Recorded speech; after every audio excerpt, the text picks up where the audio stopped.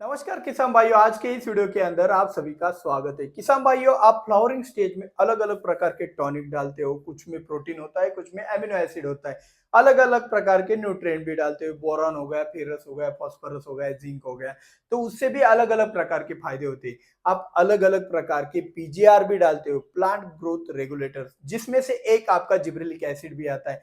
क्या आपने कभी सोचा है कि भाई फ्लावरिंग स्टेज में अगर मैं जिब्रेलिक एसिड का इस्तेमाल करूंगा तो क्या फायदा होगा? क्योंकि जिब्रेलिक एसिड का अगर साइज डेवलपमेंट के स्टेज में अगर हम इस्तेमाल करते हैं तो भाई ये फलों में इतना ज्यादा बढ़वार लेके आता है कि भाई इसके रिजल्ट देखकर हम दंग रह जाते हैं। तो आपके मन में भी कई कबार आया होगा कि अगर यही रिजल्ट हमें फ्लावरिंग में भी मिल गए, फ्लावरिंग बढ़िया अच्छी तरीके से मिल गई, तो हमें कितना ज्यादा फायदा होगा।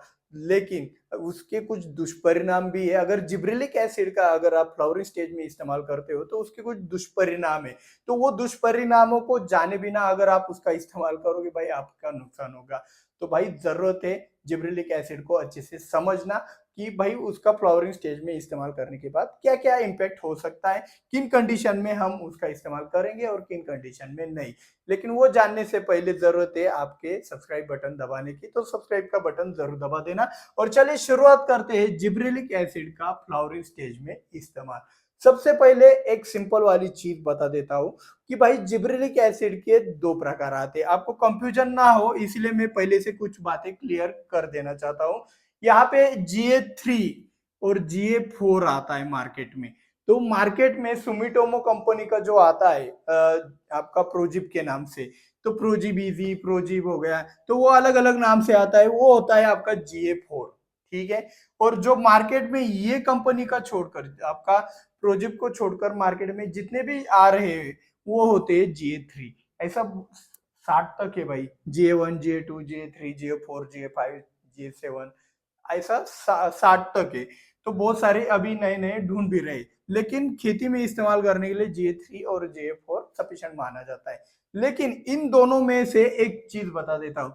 अभी सुमिटोमो कंपनी से भी हमें कोई लेन देन नहीं, हम GA4 की बात कर रहे हैं। लेकिन उस कंपनी का मिलता है, ये बात आपको पता होनी चाहिए। तो भाई GA3 बहुत ही फास्ट काम करता है। ये बात हमारे फ्लावरिंग स्टेज में कैसे काम आने वाली है बाद में बताऊंगा, लेकिन इसको समझना है। ये जो GA3 है ये हमारी फसल के अंदर बहुत ही फास्ट काम करता है। आज दिया कल से ही रिजल्ट दिखना स्टार्ट हो जाए।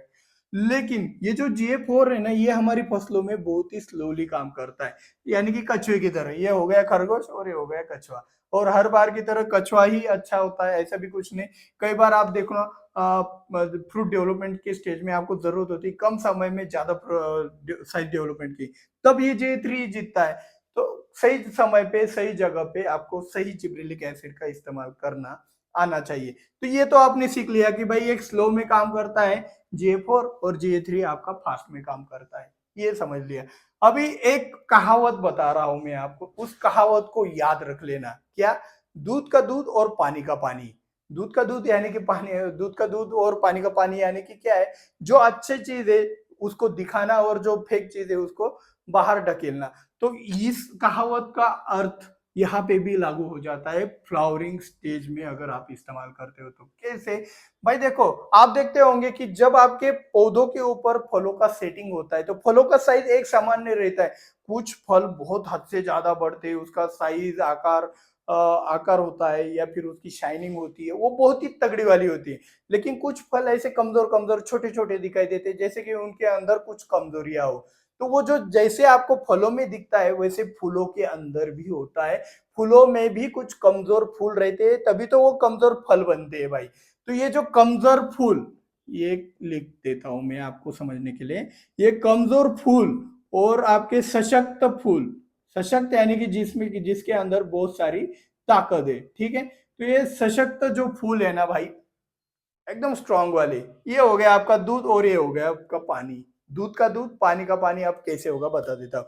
जब आप जिब्रेलिक एसिड का इस्तेमाल कोई भी पाउडर फंजीसाइड के साथ करते हो, M45, blue copper, sulphur, urea वगैरह ऐसी चीजों के साथ करते हो, तो भाई वहां पे क्या हो जाता है? वहां पे होता है फ्लावर ड्रॉपिंग, या फिर कुछ फूल जल भी जाते हैं अगर बहुत ही नाजुक अवस्था में हो। तो जिब्रेलिक एसिड और पाउडर फॉर्मुलेशन दोनों का इस्तेमाल करने से वहां पे फूल जल भी जाते हैं। जल जाते हैं, यानी कि उसको हमारे देसी भाषा में हम लैंग्वेज इस्तेमाल करते हैं, किसान भाइयों को समझ में आए इसके लिए, उसे हम कहते हैं भाई शॉर्ट सर्किट हो गया, ठीक है। तो ये शॉर्ट सर्किट करने का चीज आपका जिब्रेलिक एसिड और पाउडर फॉर्मुलेशन में होता है। अभी यहाँ पे अगर फास्ट वाला काम करने वाला लिया तो एक ही रात में आपका काम तमाम, मतलब जो भी एक कमजोर वाले फूल होंगे वो सब खत्म हो जाएंगे। इसी की वजह से जहाँ पे क्या होता है, एक्सेस फ्लावरिंग होती है, हद से ज्यादा फ्लावरिंग होती है, और आपके मन में होता है कि भाई 50% भी फ्लावरिंग अगर मेरे हाथ में आ गई तो कोई दिक्कत वाली बात नहीं, उल्टा ये 50% कैसे निकलवाऊं ये मेरे दिमाग में चल रहा है। उस निकालने के स्टेज को कहते हैं भाई, अगर हाथ से निकाला तो उसको आपके हाथ से निकालने को उसको मैकेनिकल थिनिंग कहते हैं, और अगर आपने केमिकल से उसको निकाला तो उसको केमिकल थिनिंग कहते हैं। तो केमिकल थिनिंग में ये जिब्रेलिक एसिड और पाउडर फॉर्मुलेशन का इस्तेमाल किया जाता है। अलग अलग पाउडर फॉर्मुलेशन फंजीसाइड का इस्तेमाल करके अलग अलग तीव्रता से ड्रॉपिंग होती है। तो ये बात आपको समझना है, दूध का दूध और पानी का पानी करना है तो ही आपको जिब्रेलिक एसिड का फ्लावरिंग स्टेज में इस्तेमाल करना है। थोड़ा समझने में मुश्किल गया होगा भाई, एक बार फिर से 2-3 बार वीडियो देख लेना, आपको पता चल जाएगा कि भाई इसका इस्तेमाल कैसे करना है। एक एक कंसेप्ट को पहले क्लियर करते जाओ, फिर आपको अच्छे समझ में आएगा। अभी कुछ किसान कहेंगे सर जी हमें ड्रॉपिंग नहीं करानी, हमें हमारी इसके कुछ फायदे भी है भाई, दूध का दूध और पानी का पानी, इसका कुछ फायदा भी है। फायदा क्या है भाई, जो डंठल है आपके फल का वो लंबा हो जाता है, साइज भी अच्छा मिल जाता है अगर अपने कोमल अवस्था में ही अगर जिब्रेलिक एसिड का इस्तेमाल किया तो ये फायदा होता है। इसीलिए कुछ किसान क्या कहते हैं फ्लावरिंग स्टेज में जिब्रेलिक एसिड डाल देते हैं, तो ये फायदे की वजह से होता है। लेकिन कुछ किसान क्या कहेंगे सर जी हमें फ्लावर ड्रॉपिंग भी नहीं होना मांगता है, और जो एक फायदा है वो ज्यादा से ज्यादा चाहिए भाई, डंठल लंबा हो, फलों की साइज अच्छे से हो पहले से ही। तो ऐसी सिचुएशन में क्या करना चाहिए, तो ऐसी सिचुएशन में थोड़ा रिस्क उठाने की क्षमता हो, थोड़ा नुकसान भी हो गया ऐसी अगर सिचुएशन हो, और कोई रोग ना हो, डाउनी मिल्ड्यू अगर हो और आपने जिब्रेलिक एसिड का इस्तेमाल कर लिया भाई आपकी फसल ही तबाह हो जाएगी। तो इसीलिए बहुत सोच समझदारी के साथ आपको जिब्रेलिक एसिड का इस्तेमाल करना है। अगर फ्लावरिंग स्टेज में इन वाक्य को अच्छे से समझ लेना, वीडियो दौड़ा के कोई फायदा नहीं। इन वाक्यों को समझने से पहले आप समझना कि भाई जिब्रेलिक एसिड का इस्तेमाल करने से पहले आपके फसल के ऊपर कोई भी डाउनी मिल्ड्यू जैसा डिसीज नहीं होना चाहिए, पहला रिक्वायरमेंट। सेकंड रिक्वायरमेंट, आपके फूल अगर हद से ज्यादा है, मतलब आपको लगता है कि भाई फल हो गया, पत्ती हो गई कम और फूल हो गए ज्यादा, ऐसी सिचुएशन है तब आपको दूध का दूध और पानी का पानी करना है। और ऐसी सिचुएशन में आपको अनुभव नहीं है तो भाई पहला स्लो रिलीज वाला के साथ आप पाउडर फॉर्मुलेशन वाला फंजीसाइड डालकर थोड़ा बहुत दूध का दूध पानी का पानी सीख लो। एक बार वो आ गया फिर अनुभव आता है कि अरे हाँ ये इतना पीपीएम का जिए गया मेरा, पीपीएम यानी कि वो एक अलग पार्ट है, अगर वो सीखना चाहते हो जिब्रेलिक एसिड का वीडियो देख लेना। तो इतना पीपीएम के साथ इतना फंजीसाइड गया तो इतना ड्रॉपिंग करता है, ये एक प्रकार की कला है जिसको आप पानी का तनाव कितना है, उसमें ड्रॉपिंग कितना हो रहा है पहले टेस्ट करना पड़ता है, फिर बाद में आप वो थिनिंग कर सकते हैं। तो कहने का मतलब क्या है, अगर आपको कुछ भी पता नहीं है तो भाई स्लो रिलीज वाला जिब्रेलिक एसिड उठाओ और पाउडर फॉर्मुलेशन फंजीसाइड के साथ इस्तेमाल करो, थोड़ा बहुत ड्रॉपिंग होगा और थोड़ा बहुत दूध का दूध पानी का पानी होगा और आपका फायदा होगा। जिब्रेलिक एसिड का फ्लावरिंग में फायदा भी होता है और नुकसान भी होता है। नुकसान हुआ तो बहुत ज्यादा होता है, अगर गलती से स्टेज आपने गलत कर दे, मतलब बहुत अर्ली स्टेज में ले लिया तो वहां पे वो शॉर्ट सर्किट वाला मैंने टर्म बोला आपको, उस तरीके से फूल जल जाते हैं, ये भी बात आपको ध्यान में रखना है।